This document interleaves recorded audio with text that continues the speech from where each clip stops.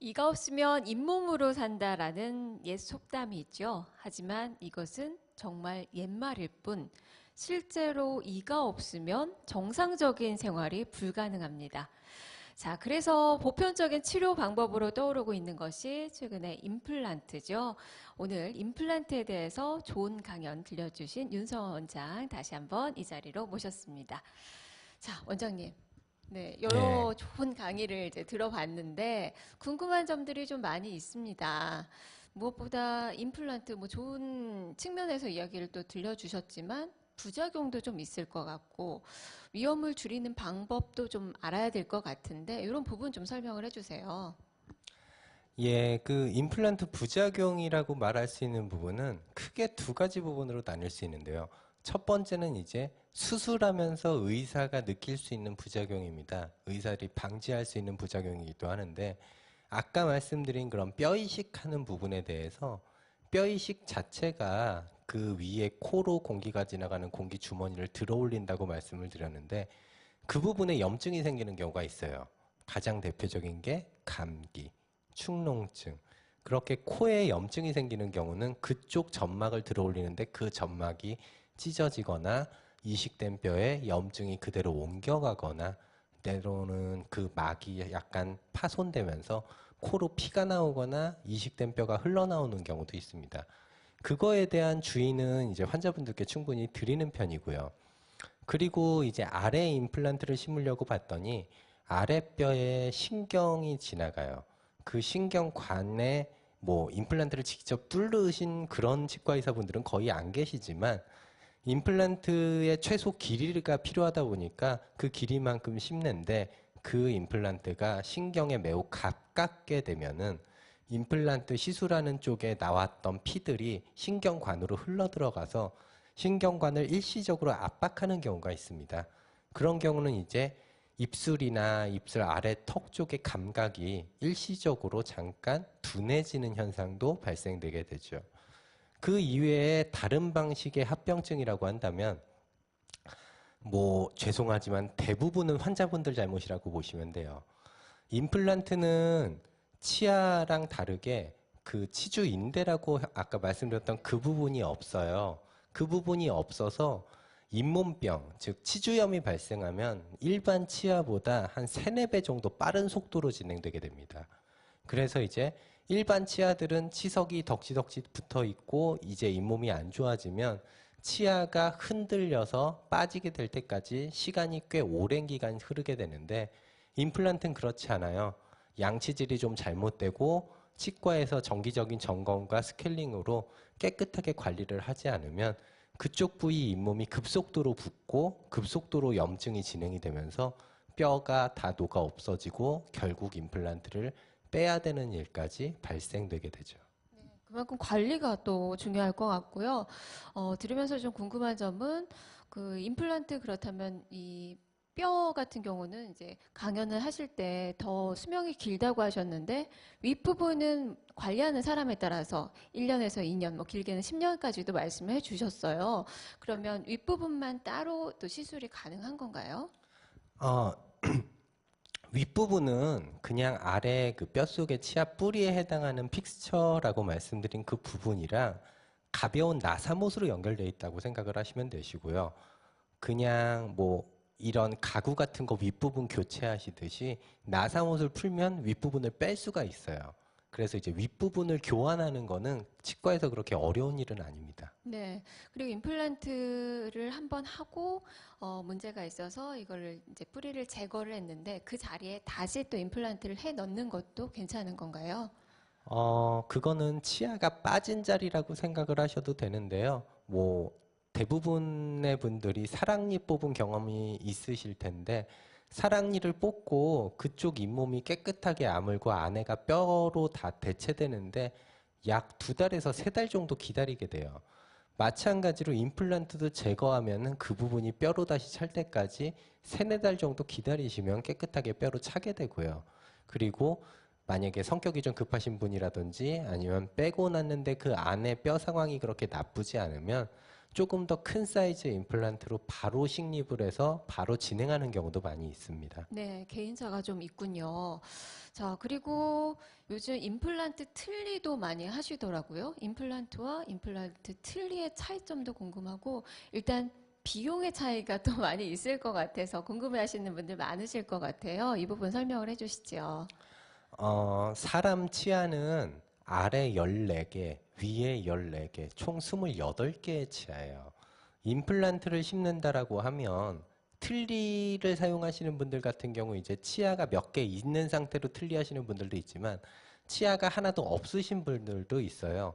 그런 분들이 이제 치아는 없는데 잇몸 뼈도 부족한 경우 틀니가 입안에서 이제 유지가 되지 않아서 빠지니까 그 부분을 대체하고자 임플란트를 이용해서 임플란트 틀니를 하시는 경우도 있는데 그 경우는 임플란트를 모든 치아 14개 개수만큼 심는 게 아니라 한 2개 정도 치아에 해당하는 임플란트를 심고요. 거기에 기초로 그 위에 유지가 되도록 틀니를 만드는 방식입니다. 가격적인 면에서 본다면 당연히 14개의 임플란트를 심는 것보단 2개나 3개 정도 임플란트를 심고 그 위에 틀니를 만드는 게 훨씬 저렴하겠죠. 비용적인 그런 차이인데, 일단 성능적인 차이에서는 그래도 임플란트를 다 심는 게 의사로서는 더 좋다라는 말씀이신가요? 아무래도 아까 브릿지 설명드릴 때랑 같은 얘기인데요. 2개의 임플란트로 틀니를 이용해서 14개 역할을 하는 것보다는 14개의 임플란트가 각자 자기 역할을 하는 게 장기적으로는 더 편하겠죠. 그리고 틀니를 아무리 임플란트 위에 올렸다 하더라도 틀니 자체가 갖는 부피감이라든지 식사 후에 얘를 빼서 닦는 과정에서 환자분들의 그 정신적인 상실감도 크고요. 그리고 평상시 관리하시는 편의성의 면에서도 임플란트 틀니보다는 가능하시다면 임플란트 시술을 하시는 게 조금 더 좋은 치료라고 생각합니다. 네, 보니까 틀니 같은 경우는 곰팡이도 많이 쓸고 해서 관리를 정말 잘 하셔야 될 것 같더라고요. 강연에서 제각각이다, 병원마다 가격이 제각각이다라고 말씀 좀 해주셨는데, 그렇다면 우리 소비자들의 가장 큰 고민은 어떤 병원에 가야 되는지, 정말 가격만 보고 가야 되는지, 또 어떤 고려할 사항이 좀 있을 것 같아요. 병원 선택하는 그 고려점들 좀 살펴주세요. 일단 제 주변에 제가 이렇게 한 번씩 여쭤봐요. 치과는 어떤 데 가냐라고 질문을 드리면은 제일 많이 받는 대답이 가까운데, 그 다음에 의사 선생님이 친절한데, 네. 그리고 싼 치과가 너무 데더라고요. 많아요. 근데 가까운 데도 너무 많아서 잘 골라야 될 것 같긴 하거든요. 개인적인 의견은 어쨌든 저는 개인적으로 대형 치과를 별로 선호하진 않거든요. 왜냐하면 대형 치과 같은 경우는 대부분 가격이 저렴한 곳들이 대형 치과들인데 그런 곳은 처음에 가서 상담받은 의사 선생님이랑 치료받은 의사 선생님이랑 나중에 한 1, 2년이나 2, 3년 지나서 다시 가서 체크해주는 선생님이 다 다를 때가 있어요. 모든 병원이 그런 건 아니지만. 하지만 이제 동네 병원이라고 말씀드리는 곳 중에 조금 역사까지는 아니어도 어느 정도 인지도가 있는 주변 사람들한테 평이 좋은 병원을 가시면은 대부분 잘하든 잘못하든 그 선생님이 너무 나랑 안 맞지만 않는다면 그 선생님이 이제 친절하게 나중에 몇 년이 지나도 다시 와서 그 부분에 대한 처리를 해주고 기억을 해주시니까 그 부분 면에서는 조금 더 낫지 않나라는 저의 개인적인 의견이 있고요. 가격적인 면은 무시할 수 없지만 치과에서 많은 치료받고 여러 환자분들 자기 주변 지인들 소개하다 보면 싸게 해주십니다. 그만큼 또 손님이 많은 오래 또 영업을 하고 계신 그런 치과 의사 선생님들을 찾아가는 게 또 중요할 것 같고요. 그리고 강연 중에서 저는 이 임플란트는 뭐 성인 정도면 뭐 한 16세 이상 되면 다 할 수 있는 거로 생각을 했는데 어르신들도 많이 하시잖아요. 잇몸만 튼튼하면 다 할 수 있는 걸로 알았는데 질환이 있으면 뭐 고혈압이나 뭐 당뇨, 뭐 간 질환도 그렇고 정신 질환도 좀 있을 것 같고 이런 질환이 있으면은 좀 어려운 것 같아요. 어떻게 좀 세밀한 그런 치료가 좀 필요한 건가요? 일단 임플란트 자체가 제가 설명은 되게 가볍게 드리기는 했는데 실제로는 무서우시겠지만 잇몸을 찍고 뼈에 구멍을 뚫는 수술입니다. 제법 큰 수술이고요. 그러다 보니까 이제 수술적인 부담감이 있는 질환을 가지고 계신 분들이 계세요. 혈압 환자분들은 당연히 피가 많이 나오겠죠. 당뇨 환자분들 같은 경우는 당뇨 특성상 잇몸에 상처를 내고 수술을 했을 때 그 수술한 자리가 잘 아물지 않습니다.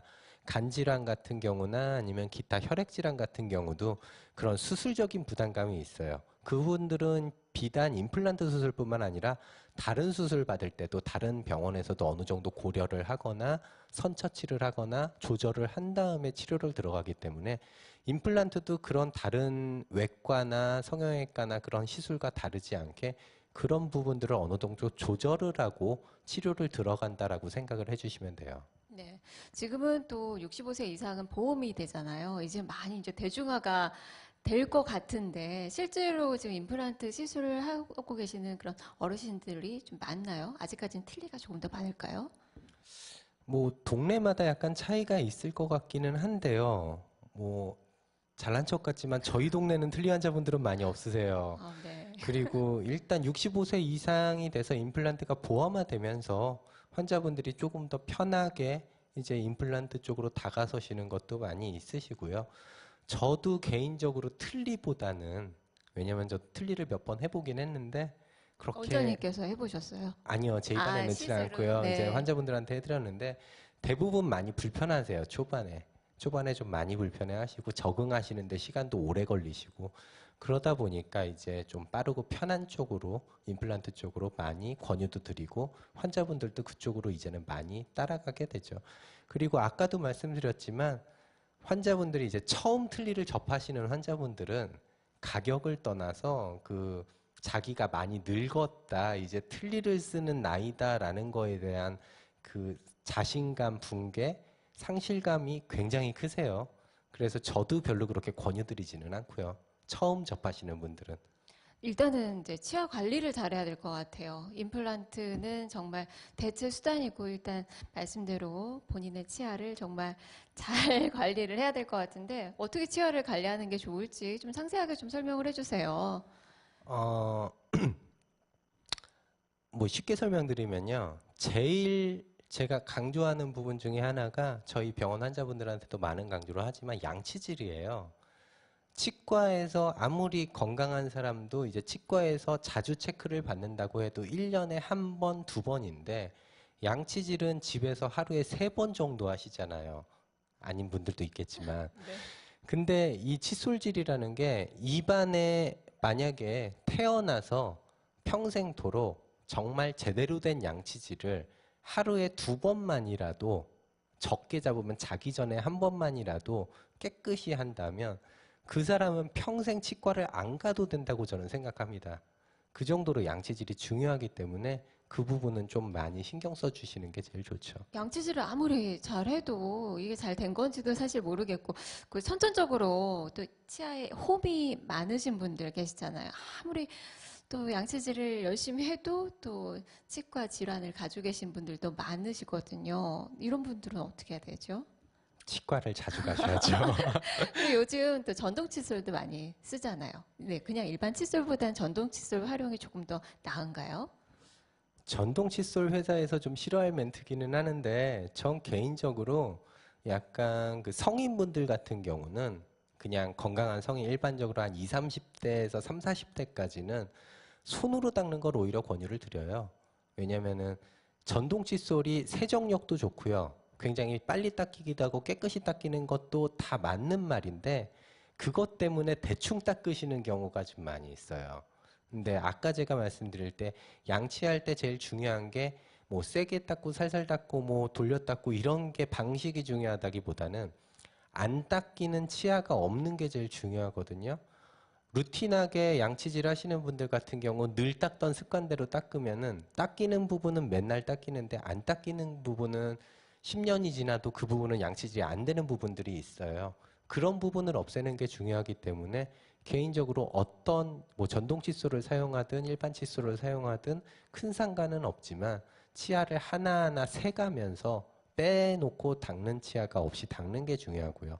전동 칫솔 같은 경우는 이제 어린아이들은 손으로 닦는 게 아무래도 서투니까 그리고 죄송하지만 나이 드신 분들 같은 경우도 이제 근력이 딸리거나 기억력이 안 좋으실 수 있으니까 그런 분들 사용하시는 건 굉장히 좋은 방법이라고 생각합니다. 네. 원래 전동 칫솔이 치료용으로 만들어졌다고 하더라고요. 네. 다만 이제 오래 있으면 이제 치아가 마모될 수 있으니까 이런 부분은 또 주의를 해야 될 것 같고요. 그만큼 칫솔질을 원래 우리 어릴 때부터 많이 배웠잖아요. 하루에 3번, 3분. 네. 오래 닦는 게 좀 더 중요하지 않을까 싶습니다. 자, 그만큼 지금 뭐 많은 이야기 나눠봤는데 해피투마로우는 노후를 준비하는 또 프로그램이에요. 자, 그러면 우리 노후를 위해서 노후를 어떻게 좀 치과 의사로서 준비해라 라고 노후 대비에 마지막 조언의 말씀 좀 들어볼게요. 여러분들 그 오복 중에 하나인 치아를 100세 돌아가시기 직전에 재산과 함께 지켜내실 거면 매일매일 양치질 하시는 거 잊지 마시고요. 그리고 어차피 칫솔질로 해결이 안 된다면 치과를 가세요. 치과를 자주 가셔서 1년에 한두 번 정도라도 정기적으로 가셔서 체크 받으시고 치료 받으시는 게 나중에 큰 피해를 막는 일이라고 생각하시면 됩니다. 네, 그만큼 귀찮아서 잘 안 가게 되고 비용적인 면도 있고 치과를 좀 멀리하게 되는 경향이 있는데 일단 정기 검진이 중요할 것 같네요. 자, 오늘 좋은 말씀도 들려주셔서 너무 감사드립니다. 감사합니다. 네, 해피투마로우 마무리를 지어볼 시간입니다. 얼마 전에 이 통계 자료를 보니까요, 우리나라 65세 이상의 어르신들 중에서 치아가 없으신 분들이 절반가량 된다고 합니다. 자, 그만큼 치아 관리가 상당히 중요할 것 같은데요.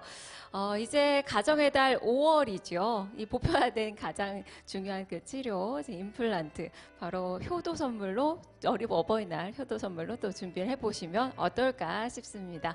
자, 그만큼 오늘 해피투마로우는 건강하게 오래 사는 방법에 대해서 이야기를 나눠봤던 시간이었던 것 같습니다. 오늘 함께 해주셔서 감사드리고요. 해피투마로우 또 시즌5 2회에서 뵙도록 하겠습니다. 고맙습니다.